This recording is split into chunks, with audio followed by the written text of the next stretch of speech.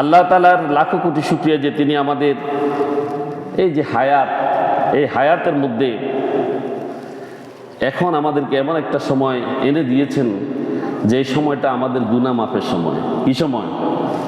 হায়াতের আমাদের একবারে ছোট থেকে বৃদ্ধ পর্যন্ত প্রত্যেকের গুনাহ মাফের সময়টা কখন? এই রমজান মাস।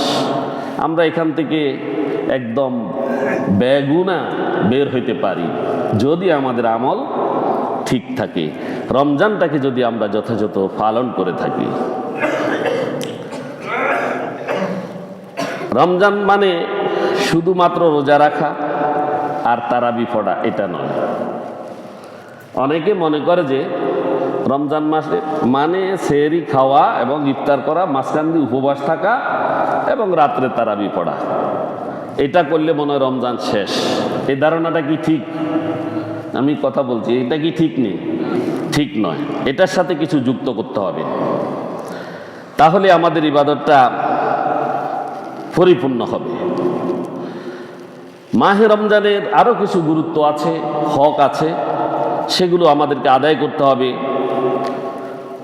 আমাদের রোজা তারাবি সব কিছু আল্লাহ তাআলার দরবারে কবুল হবে যদি আমরা মাহে রমজানের যে তাৎপর্য, মাহে রমজান যে জন্য এসেছে, সেগুলো যদি আমরা যথাযথ পালন করি।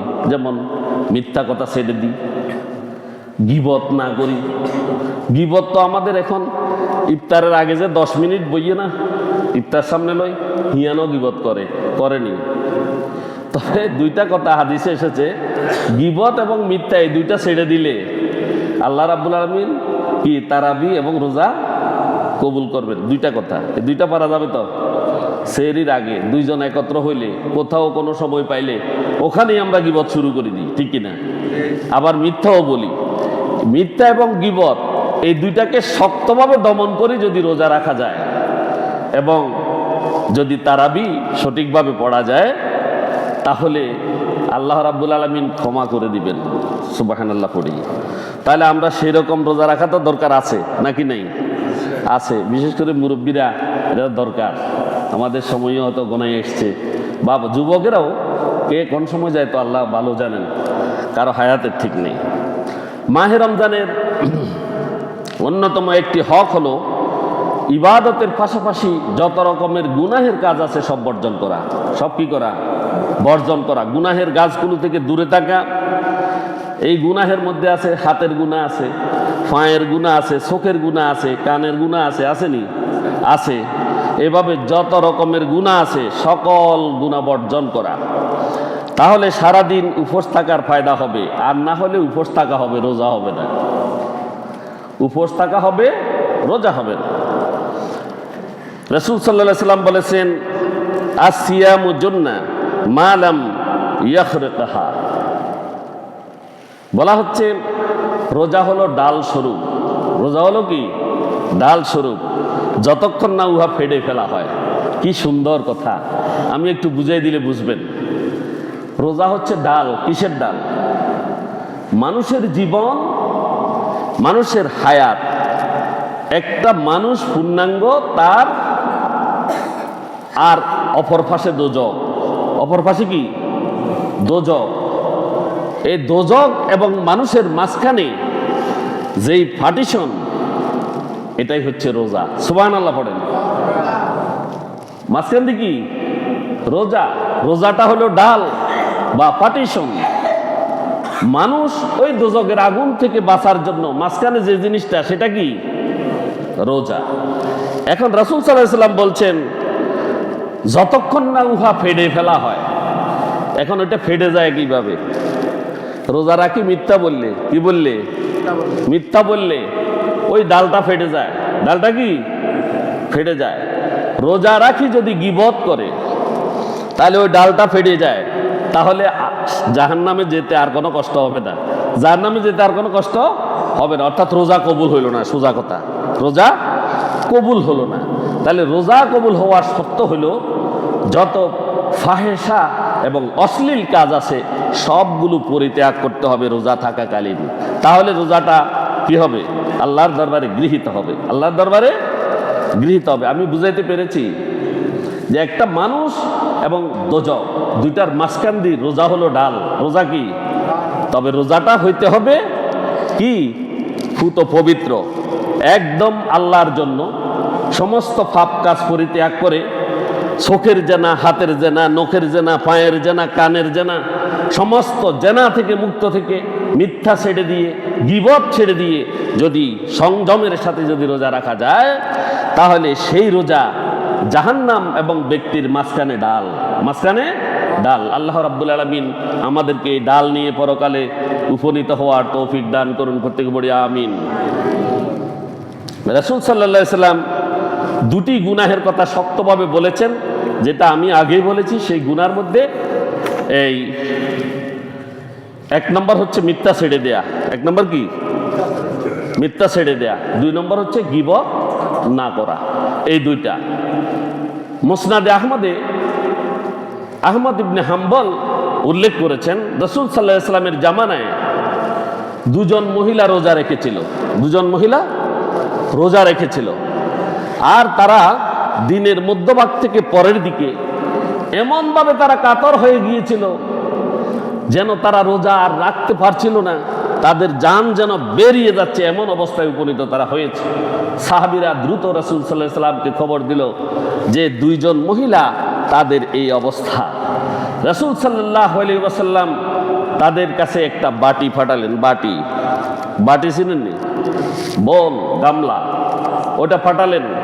পাঠিয়ে সাহাবীদেরকে বললেন যে তোমরা এই বাটি দিয়ে বলবা এটার মধ্যে বমি করার জন্য। কি করার জন্য? এটার মধ্যে যেন তারা বমি করে। যখন তারা বমি করলো, তখন দেখা গেল তাদের পেট থেকে রক্ত মিশ্রিত ফোঁসা গোস্ত বের হলো। নাউজুবিল্লাহ। রক্ত মিশ্রিত ফোঁসা গোস্ত তাদের মুখ দিয়ে বেরিয়ে আসলো। সাহাবী কেরাম আশ্চর্য হয়ে রাসূল সাল্লাল্লাহু আলাইহি সাল্লামকে জিজ্ঞাসা করলেন, ইয়া রাসূলুল্লাহ সাল্লাল্লাহু আলাইহি সাল্লাম, ব্যাপারটা কি? রাসূল সাল্লাল্লাহু আলাইহি সাল্লাম বললেন, তারা রোজা রেখেছে ঠিক, তবে রোজা রেখে তারা অন্যের গীবত করেছে। কি করেছে? নাউজুবিল্লাহ, অন্যের গীবত করেছে, যার কারণে রোজার বরকত নষ্ট হয়ে গেছে। ফলে তাদের পেটের ক্ষুধাও লেগেছে এবং তারা কোনো অবস্থাতেই রোজা থাকতে পারছে না, এবং তাদের শরীরের এই যে পচা মাংসগুলো তারা তাদের বমির সাথে বেরিয়ে এসেছে। তাহলে দেখুন তো, আমরা তো অহরহ গীবতের সাথে জড়িত। গীবতটা কি? গীবতটা কি আমরা জানি কি না? প্রত্যেকে জানি। গীবত হলো এমন কাজ যে আপনার আরেকজন মুসলিম ভাই, ইমানদার ভাই, দিনদার ভাই, যার একটা কথা, সত্য কথা কোথাও বললে তার সম্মানহানি হবে। তিনি কাজ করেছেন সত্য, তিনি ভুলে হোক শুদ্ধে হোক কোনো একটা কাজ করেছেন, যেই কাজটা অন্যখানে ব্যক্ত করার ফলে তার কি হবে? সম্মান হানি হবে। এই জাতের কথা যদি বলে সেটা গীবত। সেটা কি? যদি ওই ভাই কাজটি করেও থাকেন, সেটা বাহিরে বলাটা গীবত। এই গীবতটা হচ্ছে আপন মৃত ভাইয়ের মাংস খাওয়ার সমান অপরাধ। আপন মৃত ভাইয়ের মাংস খাওয়ার সমান অপরাধ। আরেকটা হচ্ছে বহতান। বহতানটা আরো অত্যধিক হারাম। এটা হচ্ছে তোহমত। এটা হচ্ছে আমার এক ভাই কোনো কাজ করেনি, কোনো অন্যায় করেনি, আর আমি গিয়ে বললাম সে এই কাজটা করেছে, এরকম একটা মিথ্যা তোহমত প্রদান করা, এটা হচ্ছে বহতান। এটা কি? বহতান। কোথাও কোথাও উল্লেখ আছে যে এই বহতানটা যেন আপন মায়ের সাথে জেনা করার সমান অপরাধ। নাউজুবিল্লাহ। এগুলো রোজা রেখে করা যাবে না। করা যাবে? যাবে না।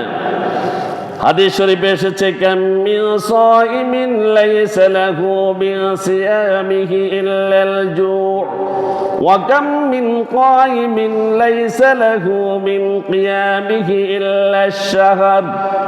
বহু রোজাদার এমন আছে যাদের রোজা ক্ষুধার পিপাসার কষ্ট ছাড়া আর কিছুই নয়।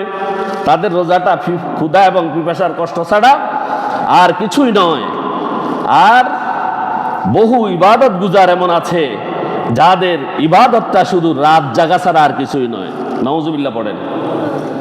কিছু রোজাদার আছে তাদের রোজাটা শুধু উপবাস থাকা, এটা ব্যতীত আর কিছু নয়। আর কিছু ইবাদতগার আছে সে শুধু রাত জেগে থাকা, আর কিছু নয়, কোনো ইবাদত নাই। বোঝা গেল ক্ষুধা উপবাস থাকার নাম রোজা নয়, বরং উপবাস থাকার পাশাপাশি অঙ্গ প্রত্যঙ্গের গুণাবর্জন করা। এবং টিভি দেখা নাজায়েজ নয়, টিভিতে অশ্লীল কাজ আসেনি, আছে, এগুলো না দেখা, গান বাজনা না শোনা। ফেসবুকও ব্যবহার করা যাবে, তবে ফেসবুকে এখন বোধ বালা কিছু নাই, বালা কিছু নাই। যেগুলো খারাপ এগুলো থেকে দূরে থাকতে হবে। মিথ্যা বলা যাবে না, গীবত করা যাবে না, অশ্লীল বাক্যালাপ, কাউকে কোনো গালিগালাজ ইত্যাদি করা যাবে না। এগুলো যদি রমজানে করা হয় তাহলে ওই রোজার কোনো ফায়দা নাই, রোজার কোনো ফায়দা নেই। রোজা মানে উপবাস থাকা, আর তারাবি পড়া বা সালাত আদায় করা মানে রাত জেগে থাকা, আর কিছু নয়। এটা রাসূল সাল্লাল্লাহু আলাইহি ওয়াসাল্লামের হাদিস। রোজা রাখার ফজিলত কি?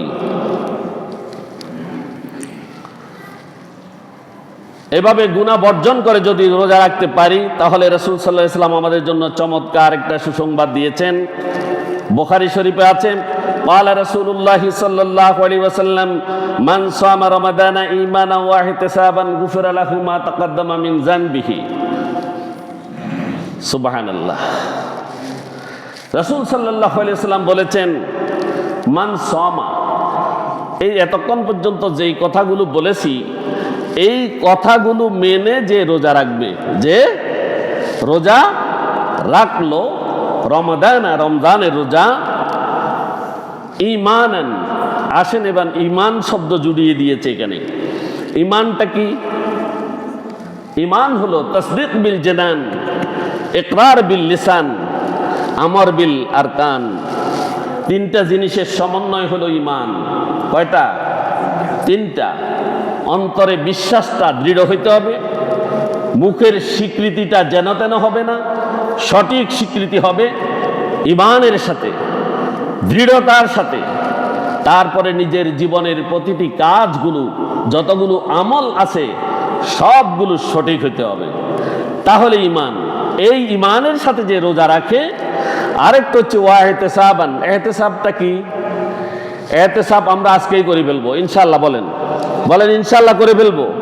ইহতিসাব বলতে আপনি আজকে তারাবির নামাজ পড়ে চোখ দুইটা বন্ধ করে বসবেন, যেখানেই পড়েন, বাড়িতে পড়েন, একা পড়েন, জামাতে পড়েন, যেখানেই পড়েন, চোখ দুইটা বন্ধ করে, অথবা তাহাজ্জুদের নামাজ পড়ে চোখ দুইটা বন্ধ করে আপনার জীবনের প্রথম থেকে শুরু করে যখন থেকে বুদ্ধি হয়েছে এই পর্যন্ত যতগুলো পাপ কাজ করেছেন সবগুলোকে চোখের সামনে নিয়ে আসবেন। আমি অমুকখানে এই কাজ করেছি, আমি জেনা করেছি, আমি অমুককে জেনার কাজে সহায়তা করেছি, আমি অমুককে খারাপ কাজে কি করেছি, ইন্ধন দিয়েছি, আমি এই কাজগুলো, অন্যায় কাজগুলো আমার জীবনে করেছি। এই সমস্ত কাজগুলোকে আপনি হিসাব করে করে চোখের কোনায় নিয়ে আসবেন। পারবেন তো ইনশাআল্লাহ? নিয়ে আসবেন। নিয়ে এসে মহান আল্লাহ পাক রব্বুল আলামিনকে বলবেন, আজ এখন থেকে এই মুহূর্ত থেকে আমার বাকি জীবনে এই কাজগুলো আমার দ্বারা কি হবে না, সংগঠিত হবে না। আমি আল্লাহ তোমাকে কথা দিলাম, তোমার কাছে ক্ষমা চাই, আমার এই পাপগুলো তুমি ক্ষমা করে দাও, আমি আর ভবিষ্যতে করব না। এই সিদ্ধান্ত আমি গ্রহণ করেছি। এই সিদ্ধান্ত যদি আপনি অন্তরে গ্রহণ করেন, আল্লাহ সুবহানাহু ওয়া তাআলা আপনার অতীতের সমস্ত গুনাহ খাতা মাফ করে দিবেন। সুবহানাল্লাহ পড়েন। এটার নাম ইহতিসাব। এটার নাম কি? ইহতিসাব। একটা হলো গুনার কাজ করেছি, এটার জন্য আল্লাহর কাছে ক্ষমা চেয়েছি। আরেকটা হলো ভবিষ্যতের জন্য সিদ্ধান্ত নিয়েছি কোনো পাপ কাজ করব না, কোনো পাপ কাজ করব না। এই সিদ্ধান্তে উপনীত হওয়া মাত্রই মহান আল্লাহ পাক রব্বুল আলামিন এই ইহতিসাবকারীর সিয়াম কবুল করে নেবেন। সুবহানাল্লাহ। এরপরে গুফিরা লাহু মা তাকাদ্দামা মিন যানবিহি, ওই অতীতের সমস্ত গুনাহ খাতা আল্লাহ রাব্বুল আলামিন ক্ষমা করে দিবেন। একজন ব্যক্তি তো তার চোখ বন্ধ করি অতীতের সমস্ত গুনাহ খাতা একসাথে নিয়ে আসতে পারেনি। জানা অজানা অনেক কিছু আছে না, অজানাও অনেক কিছু আছে, সেগুলাও আল্লাহ রাব্বুল আলামিন ক্ষমা করে দিবেন। সুবহানাল্লাহ। আরেকটা বর্ণনায় এসেছে, যদি খালেস ভাবে ইহতিসাব করে, খালেস ভাবে ইহতিসাব করে এবং মৃত্যু পর্যন্ত কোনো কাজ করবে না এই নিয়ত যদি করে, আল্লাহ রাব্বুল আলামিন তার ভবিষ্যতে সেগুলাও ক্ষমা করে দিবেন যদি মনের অজান্তে হয়। সুবহানাল্লাহ। সেগুলাও ক্ষমা করে দিবেন যদি মনের অজান্তে যদি কোনো পাপ হয়ে থাকে। এরকম সিদ্ধান্ত নিলে এটার নাম ইহতিসাব। এটার নাম কি? ইহতিসাব। তাহলে ঈমান এবং ইহতিসাব দুইটা লাগবে নি? কথা বুঝেন, এই দুইটা লাগবে নি। এই দুইটার সাথে আমাদেরকে রোজা রাখতে হবে। রোজা রাখা ফরজ না সুন্নত? রোজা রাখা ফরজ নেই? ফরজ। কে বলছেন? আল্লাহ রাব্বুল আলামিন। তাহলে আল্লাহ রাব্বুল আলামিনের কথা তো মানা ফরজ। কুতিবা আলাইকুমুস সিয়াম, আমি খুতবায় পড়েছি, কুতিবা ফরজ করা হয়েছে, আলাইকুম তোমাদের উপরে সিয়াম রোজা। তাহলে রোজা তোমাদের উপরে ফরজ করা হয়েছে, এটাই হলো যে সুপারলেটিভ ডিগ্রি। এটার উপরে আর কোনো কথা নেই। চূড়ান্ত ফয়সালা, চূড়ান্ত ফয়সালা। কামা কুতিবা আলাল্লাযিনা মিন ক্বাবলিকুম, কামা যেমনি ভাবে কুতিবা ফরজ করা হয়েছিল আলাল্লাযিনা মিন ক্বাবলিকুম তোমাদের পূর্বে যে সকল নবী রাসূল বা তাদের উম্মতেরা ছিল তাদের উপরেও। আগের নবী রাসূলদের উপরে রোজা ফরজ ছিল কিনা? কোন না ছিল নি? বলেন ছিল? ছিল। হযরত আদম আলাইহিস সালামের উপরে, আদম আলাইহিস সালামও রোজা রেখেছেন। তিনি রোজা রেখেছেন কি জন্য বলতে পারবেন নি? কথা বলেন। তিনি রোজা রেখেছেন, আল্লাহ রাব্বুল আলামিন আদেশ করেছেন গাছিয়ার ফল খাইও না। এই কথা বলা মানে রোজা। এই কথা বলা মানে কি? রোজা। রোজা থাকতে বলেছে। ফল খাইছেনি? ফল খাইছেনি? ফল খেয়ে ফেলছে। খেয়ে ফেলার পরে, এই ফল খাবার পরে, রোজা ভাঙ্গার পরে হযরত আদম আলাইহিস সালাম 40 বছর রোজা ছিলেন। কয় বছর? 40 বছর একটানা রোজার কাফারা দিয়েছেন। কে? হযরত আদম আলাইহিস সালাতু ওয়াস সালাম। আর যে ফল তিনি ভক্ষণ করেছেন, ওই ফলের নির্যাস তার পেটের মধ্যে 30 দিন ছিল। কতদিন? 30 দিন ছিল। 30 দিন পরে নির্যাস পেট থেকে নির্গত হয়ে যাওয়ার পরে হযরত ইব্রাহিম আলাইহিস সালাম থেকে শুরু করে হযরত মুহাম্মদ রাসূলুল্লাহ সাল্লাল্লাহু আলাইহি ওয়াসাল্লামের উম্মতদের উপরে 30টি রোজা ফরজ করা হয়েছে। কয়টি? যেই 30 দিন হযরত আদম আলাইহিস সালামের পেটে কি ছিল? ফলের নির্যাস ছিল। সেই 30 দিন রোজা ফরজ করা হয়েছে। এই হযরত ইব্রাহিম আলাইহিস সালাম থেকে শুরু করে মুহাম্মদ সাল্লাল্লাহু আলাইহি ওয়াসাল্লাম পর্যন্ত নবীদের উম্মতদের উপরে যুগে যুগে প্রত্যেকের উপরে 30টি করে রোজা ফরজ ছিল। আর মুসা আলাইহিস সালামের উপরও 30টি রোজা ফরজ ছিল। কতটি? 30টি। তিনিও 30টি রেখেছেন। আল্লাহর সাথে তুর পর্বতে কথা বলতে যাওয়ার পরে আল্লাহ রাব্বুল আলামিন হযরত মুসা আলাইহিস সালামকে আরো 10টি রোজা বাড়াই দিলেন। কতটি? 10টি। তাহলে হযরত মুসা আলাইহিস সালাম এবং তার উম্মতদের রোজা ছিল কতটি? 40টি। কতটি? 40টি। হযরত ঈসা আলাইহিস সালাম মুসা আলাইহিস সালামকে অনুসরণ করে তিনি 40টি রোজা রেখেছেন। কতটি? 40টি। হযরত ঈসা আলাইহিস সালাম। হযরত ইদ্রিস আলাইহিস সালাম তিনি এবং তার উম্মতেরা তাদের হায়াত বুদ্ধি হওয়ার পর হইতে, রোজা ফরজ হওয়ার পর হইতে হায়াতের সমুদয় দিনগুলো তারা রোজা রেখেছেন। সুবহানাল্লাহ। তারা সবগুলো রোজা রেখেছেন। এরপরে হযরত দাউদ আলাইহিস সালাম তিনি বছরে 6 মাস রোজা রাখতেন, একদিন পর পর, একদিন পর পর রোজা রাখতেন। আমরা শুধু আজকের এখানে শুধু একটা বলে শেষ করছি যে কামা কুতিবা আলাল্লাযিনা মিন ক্বাবলিকুম, এটা শুধু ছোট্ট ইতিহাস। যেমনিভাবে পূর্ববর্তী নবী রাসূলদের উপরে এবং তার উম্মতদের উপরে রোজা ফরজ করা হয়েছিল। কি জন্য রোজা ফরজ করা হয়েছে? লাআল্লাকুম তাত্তাকুন, লাআল্লাকুম তাত্তাকুন। আশা করা যায় যাতে তারা তোমরা মুত্তাকি হতে পারো। কি হতে পারো? মুত্তাকি। মুত্তাকিটা কি? মুত্তাকি কাকে বলে? যার কাছে তাকওয়া থাকে। যার কাছে তাকওয়া থাকে। তাকওয়াটা কি? একটু ছাত্ররা বলো না। তাকওয়া আল্লাহর ভয়। তাকওয়া মানে কি? আল্লাহর ভয়। যিনি আল্লাহকে ভয় করেন তিনি মুত্তাকি। তিনি কি? মুত্তাকি। এই তাকওয়াটা কি? কিভাবে আমরা করব? তাকওয়া কি? তাকওয়া হচ্ছে যে আপনি পাহাড়ি দুর্গম পথ দিয়ে হেঁটে যাচ্ছেন, গিয়ে হেঁটে সেখান থেকে এসেছেন খুবই সতর্কতার সাথে। হযরত আমর ইবনুল আস হযরত ওমর ফারুক রাদিয়াল্লাহু তাআলা আনহুকে জিজ্ঞাসা করলেন যে আপনি তো দিগ্বিজয়ী শাসক, আপনি তাকওয়া কি জিনিস জানেন? হযরত ওমর রাদিয়াল্লাহু তাআলা জিজ্ঞাসা করলেন আমর ইবনুল আসকে যে তাকওয়া কি। তখন হযরত আমর ইবনুল আস বললেন, আপনি তাকওয়া কি জানেন না? আপনি দিগ্বিজয়ী শাসক, আপনি অর্ধজাহানের শাসক, আপনি পাহাড়ি দুর্গম পথে পাড়ি দিয়েছেন। যে পাহাড়ি দুর্গম পথে হাঁটতে গিয়ে কখনো কি আপনার জামার মধ্যে কাঁটা বিদ্ধ হয়েছে? কাঁটা লেগেছে? কয় না। কোথাও কাদা লেগেছে? কয় না। তাহলে আপনি যেই সতর্কতার সাথে এই দুর্গম পথ পাড়ি দিয়েছেন, যেই সতর্কতার সাথে আপনি গিয়েছেন, ওই সতর্কতাটাই হলো তাকওয়া। সতর্কতাটার নাম কি? তাকওয়া। তার মানে কোনো কাঁটা আপনার গায়ে লাগেনি, কোনো কাদা আপনার গায়ে লাগেনি, এটার নাম হচ্ছে তাকওয়া। আপনি রোজা রাখবেন, ওই রোজার মধ্যে মাঝখান দিয়ে যে ডাল আছে ডালটা ফেটে যাবে না, ডালটা ফেটে যাবে না। ফাটবে কখন? যখন আপনি গীবত করবেন, মিথ্যা বলবেন, অশালীন বাক্যালাপ করবেন, কাউকে গালি দিবেন অন্যায়ভাবে, এবং কারো উপরে জোর জুলুম করবেন এবং মিথ্যা কথা বলবেন।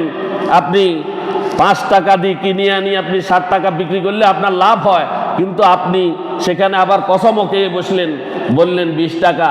রমজান আসছে, আমরা তো রমজানের আগেই আলোচনা করেছিলাম যে লাফায় লাফায় দাম বাড়ে, পাবলিকের নাবিশ্বাস শুরু হয়ে গেছে, ঠিক কিনা? নাবিশ্বাস শুরু হয়ে গেছে চারদিকে। আমরা ফেনী শহরে দেখতেছি কিভাবে জিনিসের দাম বাড়াই দিয়েছে, মানুষ কিনতে পারতেছে না, এরকম অবস্থা হয়ে গেছে। তাহলে রোজার কি এটা নি শিক্ষা? এটা শিক্ষা? আপনি 2 কেজি কিনেন, এই 2 কেজি শেষ হলে আর 2 কেজি কিনেন, আপনি যাই 10 কেজি কিনলেন কেন? এটা একটা অন্যায় কাজ করছে না?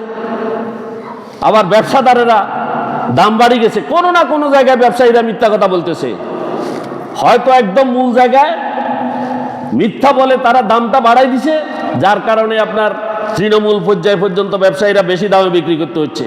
আর না হলে এখানে ব্যবসায়ীরাও মিথ্যা কথা বলতে পারে কি না? তাহলে মিথ্যা বললে তাদের রোজা, তারা তো আরো রোজাদারদেরকে কষ্টও দিতেছে। ভাবটা কত ভয়াবহ নাকি? এই কাজগুলো যদি করে তাহলে তাকওয়া আর থাকে না, তাকওয়া আর থাকে না। আমাদের তাকওয়া যদি না থাকে তাহলে রোজা কবুল হবে না, সিয়াম কবুল হবে না। তাহলে আমরা গুনাহ নিয়েই রমজান থেকে আবার বের হতে হবে। আল্লাহ রাব্বুল আলামিন আমাদের প্রত্যেককে মুত্তাকি বানিয়ে দিন, প্রত্যেক বড়ি আমিন।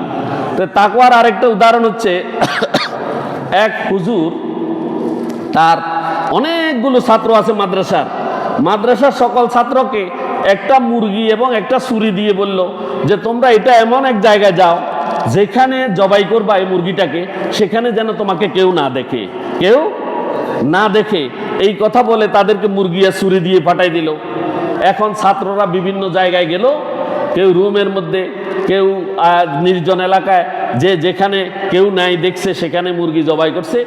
একজন ছাত্র কোথাও মুরগিটা জবাই করে নাই, সে খোলা প্রান্তরে গেছে, ঘরের মধ্যে গেছে, সে বিভিন্ন জায়গায় নির্জন এলাকায় গিয়ে কোথাও সে মুরগিটা জবাই না করে আস্ত ছুরিটা এবং মুরগিটা নিয়ে হুজুরের কাছে চলে এসছে। হুজুর বলল যে তুমি জবাই করলে না কেন? প্রত্যেকে জবাই করেছে। আপনি বলছেন, শর্ত দিয়েছেন কেউ যাতে এটা জবাই করতে না দেখে। আমি যেখানে গিয়েছি সেখানে দেখেছি আমার আল্লাহ সুবহানাহু ওয়া তাআলা দেখছেন, আমার আল্লাহ সুবহানাহু ওয়া তাআলা দেখছেন, তাই আমি জবাই করতে পারিনি। এইটার নাম তাকওয়া। এটার নাম কি? কোনো কাজ, ছোট গুনাহ, গর্হিত কোনো কাজ, অশালীন বাক্য বলার আগে আপনি চিন্তা করবেন আল্লাহ রাব্বুল আলামিন আপনাকে এজন্য সৃষ্টি করে নাই, এজন্য সৃষ্টি করে নাই। আল্লাহ রাব্বুল আলামিন তার ইবাদত করার জন্য সৃষ্টি করছে, অন্যায় কাজ করার জন্য সৃষ্টি করে নাই। আর এটা তাকওয়ার পরিপন্থী, এটা তাকওয়ার পরিপন্থী। তাহলে এই কাজ যদি করতে না পারে তাহলে আস-সাওমু জুন্নাহ, রোজা ডাল স্বরূপ, ওই ডালটা ফেটে যাবে। ডালটা কি? ফেটে যাবে। ফলে ব্যক্তি আর জাহান্নামের মধ্যে কোনো বেশ কম থাকবে না, কোনো পার্থক্য মাঝখান্দি থাকবে না। এই জন্য আমাদেরকে রোজাটা ভালোভাবে রাখা উচিত, উচিত কিনা? সম্মানিত হাজিরিন, রোজা একটি গোপন ইবাদত। রোজা একটা কি গোপন ইবাদত। অন্যান্য ইবাদতের খবর মানুষ জানতে পারে, কিন্তু রোজার খবর মানুষ জানে না, কেউ জানে না। জানেন কে? আল্লাহ রাব্বুল আলামিন। এই জন্য আল্লাহ বলছেন আস-সাওমু লি ওয়া আনা আজজি বিহি। আস-সাওমু লি ওয়া আনা আজজি বিহি, যে রোজা কার জন্য? আল্লাহ বলছেন রোজা শুধু আমার জন্য। রোজা কার জন্য? আমার জন্য, আর এটির প্রতিদান আমি দিব। এটার প্রতিদান এই পৃথিবীর সব বড় মানুষ, বড় হাকিম, বড় বুজুর্গ, বড় দরবেশ, প্রধানমন্ত্রী, প্রেসিডেন্ট, পুরা পৃথিবীর মোড়ল যারা আছে, জাতিসংঘের মহাসচিব, বড় বড় সবগুলার বড় কোন? কথা বুঝেন? সবগুলার বড় কে? আল্লাহ সুবহানাহু ওয়া তাআলা। ওই যদি এখান থেকে ছোট ছোট থেকে আস্তে আস্তে বড়র দিকে যাই, প্রধানমন্ত্রীর উপহার তো ছোট হয় না, হয়নি? জাতিসংঘের মহাসচিবের উপহার এরকম হবে, এটা আরো বিরাট হবে না? তাহলে পুরা জাতিসংঘ নয়, পুরা পৃথিবীর মধ্যে যাহা কিছু আছে সবগুলার নিয়ন্তা একমাত্র আল্লাহ সুবহানাহু ওয়া তাআলা। তিনি যদি পুরস্কার ঘোষণা করেন, পুরস্কারটা কেমন হবে? এটা কিন্তু আমাদের জ্ঞানের বাহিরে, আমাদের জ্ঞানের বাহিরে। এত বড় পুরস্কার আল্লাহ রাব্বুল আলামিন দিবেন। আর এই পুরস্কারের মধ্যে দ্বিতীয় নাম্বার পুরস্কার হচ্ছে আল্লাহ রাব্বুল আলামিন তাকে হাসরের মাঠে দেখা দিবেন। সুবহানাল্লাহ। আল্লাহর সাক্ষাৎ লাভ করবে সে। এটা হলো দ্বিতীয় পুরস্কার। প্রথম পুরস্কার খুশি। প্রথম পুরস্কার কি? রোজাদার খুশি হবে। রোজাদার তার ইয়া আইয়াতুহান নাফসুল মুতমাইন্না ইরজিই ইলা রাব্বিকি রাদিয়াতাম মারদিয়া ফাদখুলি ফি ইবাদি ওয়াদখুলি জান্নাতি। এই জান্নাতের যখন কথা বলা হবে, বান্দা তখন খুশি হয়ে যাবে। আর দ্বিতীয় খুশি হচ্ছে আল্লাহর সাক্ষাৎ লাভ করবে। আল্লাহ রাব্বুল আলামিন এইভাবে তাকে পুরস্কার দিবেন রোজাদারকে। তাহলে আমরা সেভাবে রোজা রাখার চেষ্টা করবো ইনশাআল্লাহ। ইনশাআল্লাহ আল্লাহ আমাদের তৌফিক দান করুন।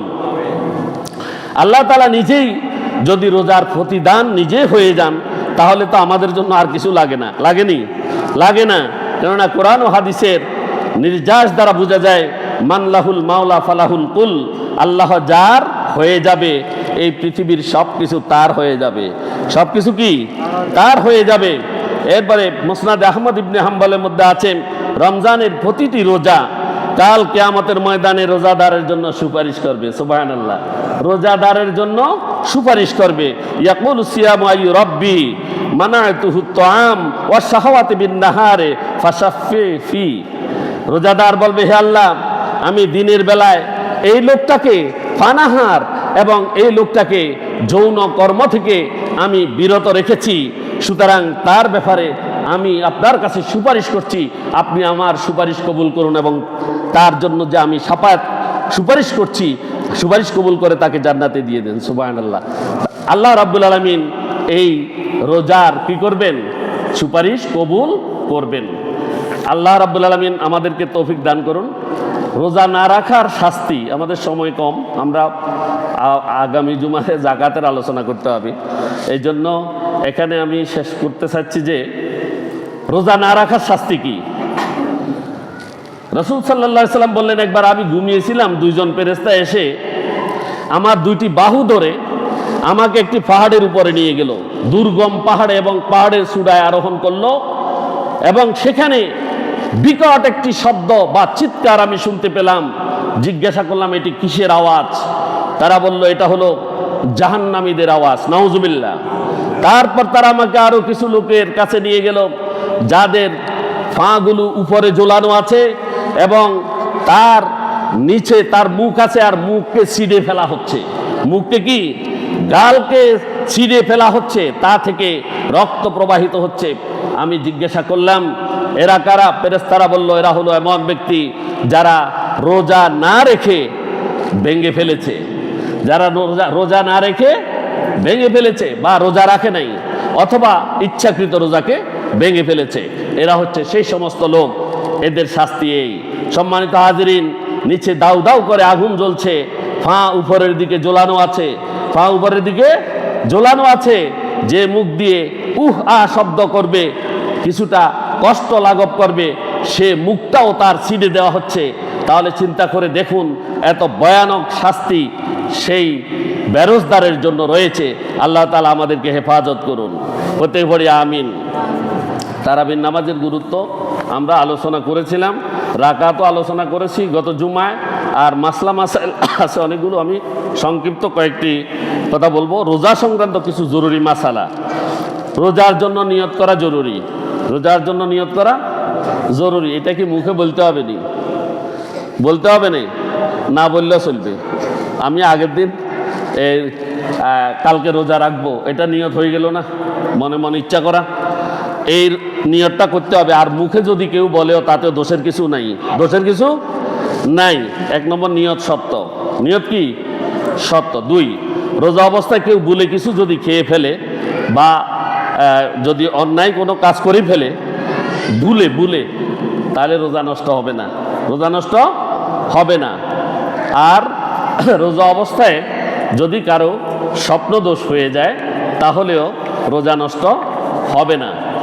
রোজা অবস্থায় আতর, সেন্ট, সুরমা, তেল ইত্যাদি ব্যবহার করা যাবে, ইত্যাদি ব্যবহার করা যাবে। তবে সতর্ক থাকতে হবে, অ্যালকোহল মিশ্রিত যদি থাকে সেগুলো থেকে বিরত থাকতে হবে, সেগুলো থেকে বিরত থাকতে হবে। রোজা অবস্থায় নাক মুখ দিয়ে মাছি বা ধোঁয়া বা রাস্তায় ধুলাবালি ইত্যাদি যদি প্রবেশ করে তাহলে রোজা নষ্ট হবে না। আর ধোঁয়া যদি কেউ ইচ্ছা করে টানে, নষ্ট হবে নি? হবে, এটা তো আর বলার দরকার নাই। ইচ্ছা করে যদি এগুলো করে তাহলে নষ্ট হয়ে যাবে। নাক দিয়ে কফের সাথে যদি রক্ত বের হয় রোজার কোনো ক্ষতি হবে না। কফের সাথে, নাক দিয়ে হোক মুখ দিয়ে হোক, কফের সাথে যদি রক্ত বেরিয়ে যায় তাহলে রোজার ক্ষতি হবে না। শরীরের কোনো জায়গা থেকে কোনো জায়গা যদি কেটে যায় তাহলেও কি নষ্ট হবে না। আবার ব্লাড টেস্টের জন্য যদি ব্লাড দেয় তাতেও নষ্ট হবে না, রোজার ক্ষতি হবে না। দাঁতের ফাঁকে যদি কিছু লাগি থাকে সকালবেলা বা সেহরি টাইম চলে যাওয়ার পরে কিছু যদি লেগে থাকে, সেখানে কিছু সত্য হলো, সেটা যদি 1 বুট পরিমাণ হয়, বুট পরিমাণ হলে এটা ফালাই দিতে হবে। বুট পরিমাণ হলে খেয়ে ফেললে রোজা ভেঙে যাবে। বুটের চেয়ে কম হলে তাহলে যদি খেয়ে ফেলে রোজা ভাঙবে না। তবে সাবধান, বুটের চেয়ে ছোট একদম কণাও যদি মুখ দাঁত থেকে খোঁচাই বার করে আনি আবার খায় তাহলে শেষ রোজা। তাহলে কি রোজা শেষ? বুঝাইতে পারছি না, বুঝেছেন? মুখে থাকি যদি ছোট বুটের চেয়ে কোনো কিছু যদি গিলি পেলে অসুবিধার কিছু নাই, বাইর করে আনি যদি আবার খায় তাহলে শেষ। তাহলে কি শেষ? মুখের থুতু যত বেশি হোক গিলে ফেললে রোজা ভাঙবে না, গিলে ফেললে রোজা ভাঙবে না। এমনিভাবে নাকের শ্লেষ্মা জোরে টান দিয়ে যদি মুখে চলে যায় এবং তা যদি গিলে ফেলে তাতেও রোজা নষ্ট হবে না।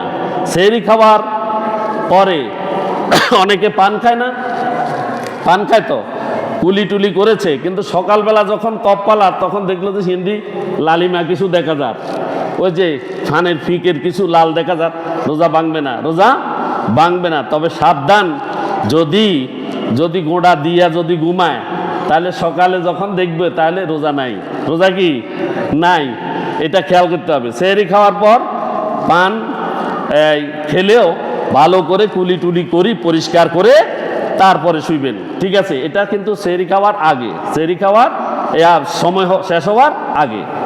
কুলি করার সময় রোজার কথা স্মরণ থাকা অবস্থায় যদি কিছু পানি পেটে চলে যায় তাহলে রোজা নষ্ট হবে না, পরবর্তীতে তা কাজা করতে হবে। সত্য জুড়াই দিছে, পরে কাজা করতে হবে। আপনি তো বুঝেছেন যে ভিতরে পানি চলে গেছে, এই জন্য রোজা ভাঙ্গা যাবে না, পরে একটা কাজা করে নেবেন। এটা আবার ওই কাজানো, 1 রোজাল্লায় 30 রোজা হেটানো, এটা পরবর্তী একটার জন্য একটা। রোজা অবস্থায় শরীরে স্যালাইন দিলে রোজার কোনো ক্ষতি হবে না। গ্লুকোজ স্যালাইন হোক বা অন্য কোনো স্যালাইন হোক, ইনসুলিন বা ব্যথার ইঞ্জেকশন দিলে রোজার কোনো ক্ষতি হবে না।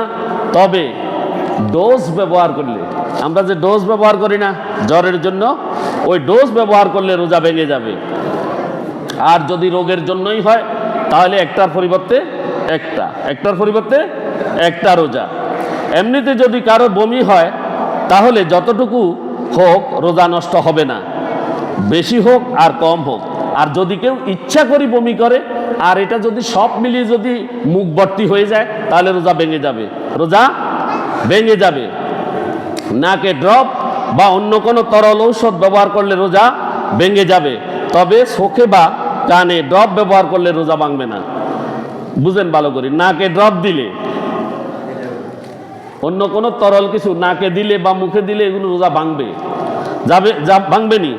ভাঙবে। চোখে আর কানে ড্রপ ব্যবহার করলে রোজা ভাঙবে না। জিহ্বার অগ্রভাগের সাহায্যে কোনো জিনিসের স্বাদ আস্বাদন করা মাকরু, তবে যদি প্রয়োজন হয়, যেমন বাচ্চাদের খাওয়ানোর জন্য, এটা তো ভালো কাজ, হ্যাঁ, অন্য কোনো কারণে, তাহলে মাকরু নয়।